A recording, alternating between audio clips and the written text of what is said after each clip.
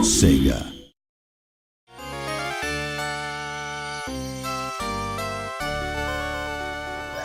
When I was thinking about what people remember fondly about the game, at the time, I think it was enjoying the thrills and getting the timing right when they played it. I think enjoying the game world and experiencing the fantasy world of Disney were a big part of it too. What they'll see in the 2013 version will be nothing like the old game in some sense, but I'm hoping that players can relive the same emotions when they play it. It's taking something that was very iconic in the 16-bit era and thinking, well, how can we take something that was really special, really worked well, was one of the most iconic games of its time, and actually try and explore that in new ways with the technology. And you have to be very mindful of what made the original so successful and why people loved it, and try and bring that forward without it being just, literally a one-for-one remake.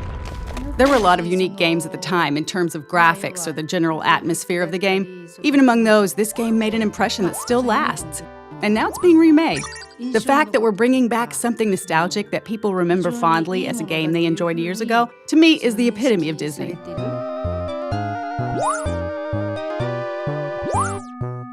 The original game, it just had a lot going for it. I think even the name Castle of Illusion was something cool, straight away Castle of Illusion says, oh, what's that? Oh, what's inside that castle? And then you've got Mickey Mouse, biggest character in the world, so straight away you're like, oh, that's awesome, we're gonna play Mickey Mouse through this Castle of Illusion. And it innovated on all levels, camera, control, platforming, and I think the core gamers absolutely loved it. So that in essence, it's a very simple platformer, but it grabs the magic of Disney, the magic of Mickey. It was my first time making a game, so I came up with ideas I thought might be interesting and things I thought would help flesh out the fantasy world without being hesitant about how difficult or unconventional they might be. In that sense, I think that helped us make a unique game. First, the animation was unique in that it used a remarkable number of frames in the animation for its time. We tried to use as many techniques from film animation as we could. Also, we put a lot of energy into the backgrounds for its time, packing in as much as we could given the memory constraints. I think both efforts paid off in terms of the game's graphic quality. A Disney animation is always moving, from beginning to end. At the time we were making our game, if you didn't do something on the controller, nothing would move at all. So we thought, if we want to bring Disney animations to life, we need things moving on the screen all the time. These days you see it in almost all games, but at the time, we were one of the first games where your character would move even when you're not doing anything. The amount of memory, or VRAM, that we had to work with at the time was really tiny. You need memory to make good, rich animations, but the way VRAM had been used prior to that point wasn't very well suited for animations like that. So we worked with the programmers to rebuild the system from the ground up to let us focus more on the animations. Once we got the animations where we wanted them, we adjusted the character's movements pixel by pixel for a better feel when the player controls him. When we were told to make a Mickey Mouse game, I didn't want to make a game that was just about Mickey being cute. Our focus was on how we could include the Disney World view from their classic movies. So rather than Mickey Mouse alone, we drew inspiration from the various classic movies that Disney's produced.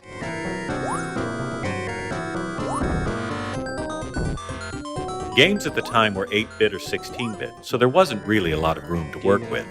Most people in the industry weren't putting a lot of work into graphics or creating animations that conveyed a lot of character emotion.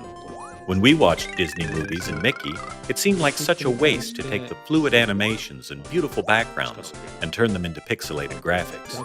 So I think we put a lot more work into the graphics than any other title at the time. When we were making the dragon boss for the candy stage, we couldn't figure out what to use for the dragon's body. Someone from Sega's US office sent us some licorice as a suggestion. Most of the team hated it, but I couldn't stop eating it. I was holding one of the hollow ones in my mouth and breathing through it like a straw as I worked, and ended up filling the whole room with the smell. When we were working on this game, I was focused on animations and recreating the world of Disney, and now, modern technology can deliver Disney visuals directly and cinematically rather than via blocky pixel graphics. The new game will be able to recreate the world of Disney movies on a level that we weren't able to reach. The world the game creates, and the game itself as well, will be that much closer to the world you see in the movies. People will be able to enjoy that as they play. The original game had this, and it's there in the remake as well. the essence of Disney, a positive world of dreams, peace, and imagination. It's the epitome of Disney, and I hope everyone enjoys that in the new game, too.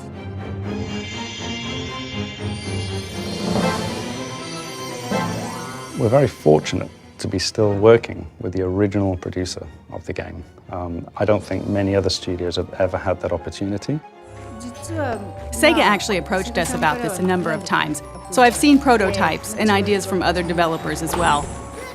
But with SSA's prototype, it took me back to when I was working on the original game. It reminded me of things I was feeling at the time, or what was going through my head as I was working on it. That's a wonderful thing, and it made me really want to work with them. The prototype we delivered was actually to be presented to the producer of the original game. There is nothing like that as a goal to motivate a team and then to fly a lot of that team over to Japan and present live. I myself was quite nervous. I've heard that the producer was very tough, very talented.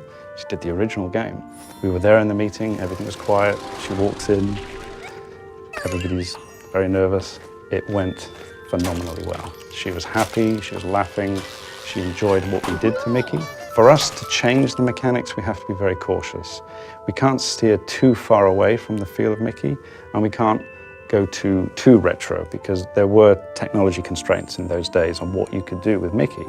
So we've analyzed the feel of Mickey, the jump heights, the inertia, the turn, on the edge of a cliff, and we've been able to just knock it out of the park, all the animations. And now we're challenged by the feel of Mickey. So we feel we can move from the retro to retro plus. We can do more of what I think the gamers in those days would have loved because of our technology. It's more lifelike, it's more fun.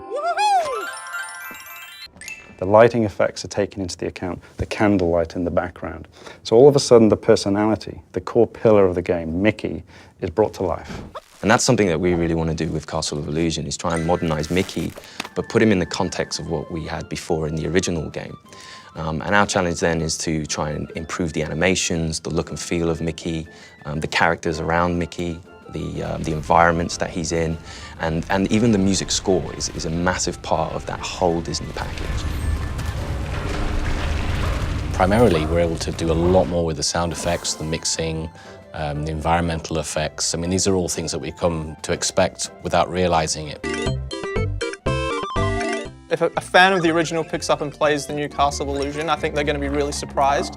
I think they're going to feel like this is Castle of Illusion, and I think we've played a few little tricks on them along the way. And I think if they're looking out for those things that they remember, they're going to see them and a few extra as well. That's the thing I'm most nervous about. When people who've played the game before get their hands on the new game, what will they think? I can't wait to find out. It's expressed in a completely different way, but the essence is the same. So I hope the enjoyment they experience from it is the same.